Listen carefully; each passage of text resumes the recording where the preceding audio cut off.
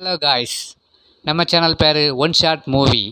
நம்ம சேனலுக்கு யாரும் புதுசாக வந்தீங்கன்னா சப்ஸ்கிரைப் பண்ணிவிட்டு வீடியோ பாருங்கள்.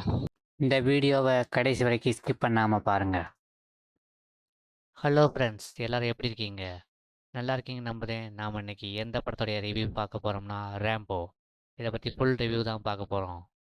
படத்தோட ஒன்லைன் ஸ்டோரி என்னென்னு கேட்டிங்கன்னா, படத்தோட வில்லன் எப்போவும் எதுலேயும் நான் தான் நம்பர் 1 ஆகணும் அப்படிங்கிறதுக்காக ஒரு பெரிய க்ரைம் பண்ணிடுறாரு.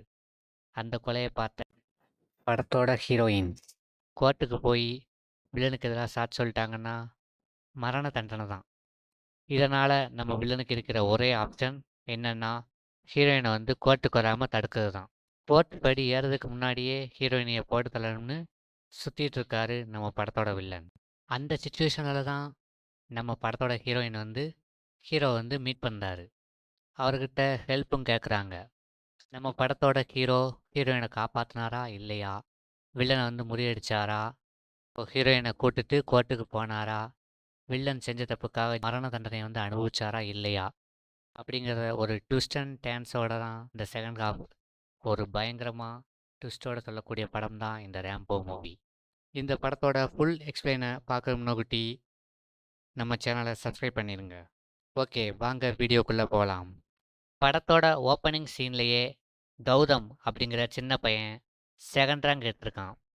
என்னப்பா செகண்ட் ரேங்க் எடுத்திருக்க, உங்கள் கிளாஸில் ஃபஸ்ட் ரேங்க் யார் அப்படின்னு கேட்கும்போது மகேஷுங்கிற பையன் அப்படின்னு சொல்கிறாரு கௌதம். அடுத்த நாள் நியூஸில் ஃபஸ்ட் ரேங்க் எடுத்த அந்த மகேஷுங்கிற பையன் மர்மமான முறையில் இறந்து போயிருந்தான். அந்த நியூஸும் டெலிகாஸ்ட் ஆகுது. அந்த பையனை கொன்னது வேறு யாரும் இல்லை, கௌதமோட அப்பா தான் அந்த கொலையை பண்ணாருன்னு கௌதமுக்கு தெரிய வருது. அந்த கௌதமோட அப்பா மிகப்பெரிய பிஸ்னஸ் மேன். அவர் நிறைய யூனிவர்சிட்டிலாம் வச்சு நடத்திட்டு வராரு. சின்ன வயசுலேருந்தே அவருடைய அப்பா கௌதமை பார்த்து நீ எதுலேயும் நம்பர் 1 தான் வரணும்னு சொல்கிறாரு. நீ எப்போவுமே மேல் பொசிஷனில் தான் இருக்கணும், மற்றவங்க தான் உனக்கு கீழே இருக்கணும் அப்படின்னு சொல்லியே வளர்க்குறாரு நம்ம படத்துடைய வில்லனை.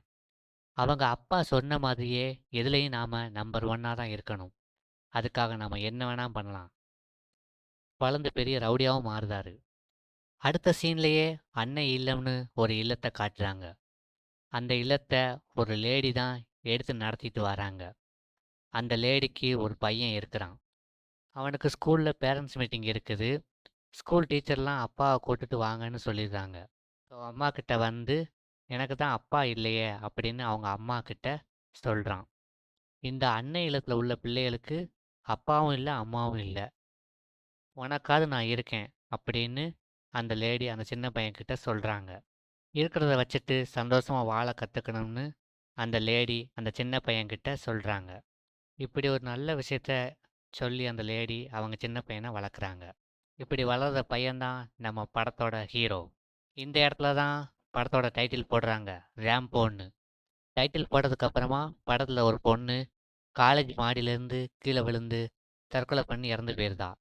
இப்படி இறந்து போன அந்த காலேஜ் யார் பேரில் இருக்குன்னா நம்ம படத்தோட வில்லன் பேரில் தான் இருக்குது. அந்த காலேஜில் படிக்கிற ஒரு பொண்ணு தான் தற்கொலை பண்ணி இறந்து போயிருந்தா. இந்த பொண்ணு தற்கொலை பண்ணி இறந்து போனதுக்கு ஒரு பெரிய ரீசன் இருக்குது. இது சம்மந்தமாக கோர்ட்லேயும் கேஸ் நடந்துகிட்ருக்கு. கௌதமோட காலேஜில் படிக்கிற ஒரு பொண்ணு தற்கொலை பண்ணி இறந்து போயிருக்கா, இதுக்கு யாரு காரணம்னு நான் நிரூபிக்கிறேன் அப்படின்னு மலருங்கிற பொண்ணு தான் கோர்ட்டில் கேஸ் போட்டிருக்காங்க. ஆனால் இந்த மலருங்கிற பொண்ணு இந்த கேஸில் ஆஜராகலை. ஏன்னா இங்கே வந்தால் அவங்களோட உயிருக்கு ஆபத்து. இது தெரியாத ஜட்ஜஸ் என்ன சொல்கிறாங்கன்னா, இந்த கேஸை நான் வர திங்கக்கிழமை தள்ளி வைக்கிறேன். அது மட்டும் இல்லாமல் அந்த மலருங்கிற பொண்ணு வர்ற திங்கக்கிழமைக்குள்ளே கோர்ட்டில் ஆஜராகணும், இல்லைனா இந்த கேஸ் தள்ளுபடி பண்ணிடுவோம்னு சொல்லி ஜட்ஜ் உத்தரவிடுதாரு. தராங்கிற பொண்ணும் இருக்கிறாங்க. அவங்களும் இந்த கௌதமை காப்பாற்ற ஒரு லாயரை வச்சு கேஸை வாதாடிட்டு இருக்காங்க. மலர் மட்டும் திங்கக்கிழமை கோர்ட்டுக்கு வந்தான்னா கௌதமை காப்பாற்ற முடியாது. இதை எப்படி கௌதம்கிட்ட சொல்ல அப்படின்னு சதா குழப்பத்தில் இருக்காங்க. கௌதமும் அந்த மலர் மேலே உள்ள கோபத்தை பஞ்சிங் பேக் மேலே காட்டுறாரு. பொண்ணு சூசைடு பண்ணி இறந்ததுனால காலேஜ் பேரும் நம்ம பேரும் எல்லாமே டேமேஜ் ஆகுது. இதில் மலருங்கிற பொண்ணு வேற கேஸ் போட்டிருக்காளே அப்படின்னு குழப்பத்தில் இருக்காரு.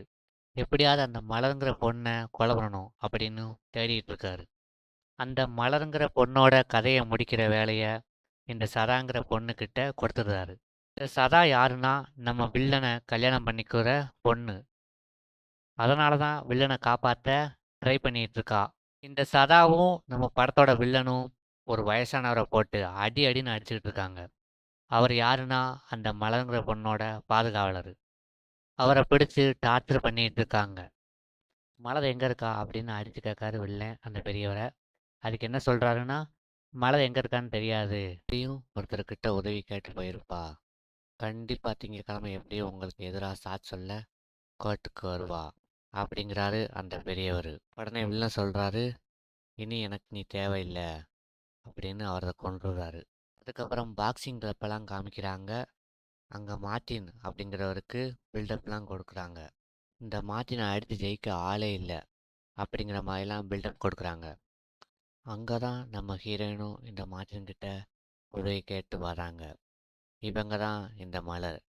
இவங்க தான் நம்ம படத்தோட ஹீரோயின். அந்த வில்லனுக்கு எதிராக சாட்சி சொல்ல போகிறவங்களும் இவங்க தான். அந்த மார்ட்டின் கூட போட்டி போடுறதுக்கு ஒருத்தர் வராரு. அவர் வேற யாரும் இல்லை, அவர் தான் நம்ம படத்தோட ஹீரோ ரேம்போ. இங்கே தான் நம்ம ஹீரோவோட என்ட்ரி. இந்த பாக்ஸிங் கிளப்பில் நம்ம ஹீரோவுக்கும் மார்ட்டினுக்கும் சண்டை நடக்குது. அந்த ஃபைட்டில் நம்ம ஹீரோ ஜெயிச்சிருந்தாரு. அதை பார்த்துருந்தா நம்ம ஹீரோயின் மார்ட்டினுக்கிட்ட நம்ம உதவி கேட்டு வந்தோம், இப்போ மார்ட்டினுக்கே உதவி தேவைப்படுது போலுங்க அப்படின்னு அவங்க ஃப்ரெண்டுக்கிட்ட சொல்கிறாங்க. இந்த வில்லனை எதுக்க சரியான ஆள் நம்ம ரேம்போ தான். அவங்க அம்மாவுக்கு அடுத்து அந்த அன்னை இல்லத்தை நம்ம ஹீரோ தான் மெயின்டைன் பண்ணிட்டு வராரு. அந்த அன்னை இல்லத்துக்கு நம்ம ஹீரோயினி போய் ஹெல்ப் கேட்க போகிறாங்க நம்ம ஹீரோ கிட்ட. பாக்ஸிங் மூலமாக ஜெயிச்ச பணத்தை வச்சு தான் அன்னை இல்லத்தை நடத்திட்டு வராரு அப்படின்னு தெரிஞ்சுக்கிட்ட ஹீரோயினி அவரையும் தேவையில்லாமல் பிரச்சனை இழுக்கக்கூடாது அப்படின்னு அங்கேருந்து கிளம்பிடுதான். அடுத்த சீன்லேயே அன்னை இல்லம் இருக்கிற இடத்துக்கு வாடகை கொடுக்க அந்த பில்டிங் ஓனர் வீட்டுக்கு போகிறாரு நம்ம ஹீரோ. அந்த பில்டிங் ஓனரும் என்ன சொல்கிறாருன்னா, தம்பி நீங்கள் சீக்கிரமாகவே அந்த அன்னை இல்லத்துக்கு வேறு ஒரு நல்ல இடமா பார்த்துக்கோங்க அப்படின்னு சொல்கிறாரு நம்ம ஹீரோ கிட்ட. அந்த இடத்த என் பொண்ணு கல்யாணத்துக்கு நான் விற்க போகிறேன், அதனால் அந்த அன்னை இல்லத்தை காலி பண்ணுங்க அப்படின்னு ஹீரோ கிட்ட சொல்லிடுறாரு. எப்படி சொன்னால் எப்படி சார், சரிங்க நான் வேறு இடம் வாடகை கிடைக்கிற வரைக்கும் அந்த இடத்துல அன்னை இல்லத்தை நான் மெயின்டைன் பண்ணிக்கிறேன் அப்படின்னு சொல்கிறாரு நம்ம ஹீரோ. இடம் கிடச்சதுக்கப்புறம் நான் காலி பண்ணிக்கிறேன் அப்படின்னு சொல்லிடுறாரு.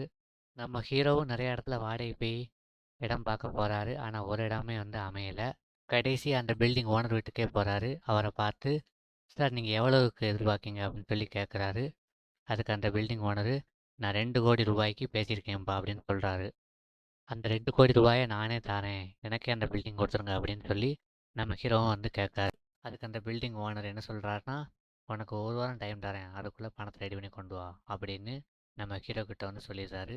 அடுத்த சீன்லேயே நம்ம வில்லன் கல்யாணம் பண்ணிக்க போகிற சதாவை காமிக்கிறாங்க.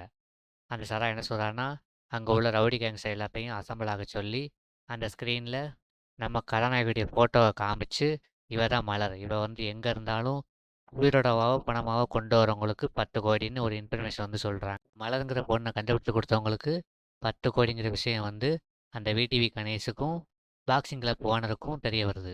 அந்த சமயத்தில் நம்ம ஹீரோவுக்கு 2 கோடி தேவைப்படுது அப்படிங்கிறத தெரிஞ்சுக்கிட்டு விடிவி கணேஷும் பாக்ஸிங் கிளப் ஓனரும் ஒரு பிளான் பண்ணுறாங்க. அது என்னென்னா, அந்த ரேம்போ வச்சு அந்த மலருங்கிற பொண்ணை பிடிச்சி 10 கோடி ரூபா வாங்கிடலாம்னு 2 பேரும் பேசிகிட்டு இருக்காங்க. விடிவி கணேஷும் அந்த பாக்ஸிங் கிளப் ஓனரும் நம்ம ஹீரோ கிட்ட என்ன சொல்கிறாங்கன்னா, நான் 2 கோடி ரூபா தரணும்னா நீ எனக்கு ஒரு உதவி செய்யணும், அது ஒன்றும் இல்லை, ஒரு பொண்ணை தூக்கணும் அப்படின்னு சொல்கிறாங்க நம்ம ஹீரோ கிட்ட. நம்ம ஹீரோவும் பணத்துக்காக ஹீரோயினியை கிட்னாப் பண்ண கிளம்புறாரு. கடைசியாக ஹீரோயினியை வில்லங்கிட்ட ஒப்படைச்சி 10 கோடி வாங்கினாரா இல்லையா, ஹீரோயினியை வில்லங்கிட்ட இருந்து காப்பாற்றினாரா இல்லையா, ஆசிரமத்தை கைப்பற்றினாரா இல்லையா அப்படிங்கிறத அந்த படத்தோட மீதி கதை. கடைசி வரைக்கும் இந்த வீடியோ பார்த்ததுக்கு நன்றி. இந்த வீடியோ பிடிச்சிருந்தா லைக் பண்ணுங்கள், ஃப்ரெண்ட்ஸ் அண்ட் ஃபேமிலிக்கு ஷேர் பண்ணுங்கள். இந்த முழு திரைப்படத்தையும் பார்த்துட்டு உங்களுடைய கருத்தை எங்களுக்கு கமெண்ட் பண்ணுங்கள். நம்ம சேனலை இப்போ சப்ஸ்கிரைப் பண்ணாமல் இருந்தால் சப்ஸ்கிரைப் பண்ணுங்கள். தேங்க்யூ ஃபார் வாட்சிங்.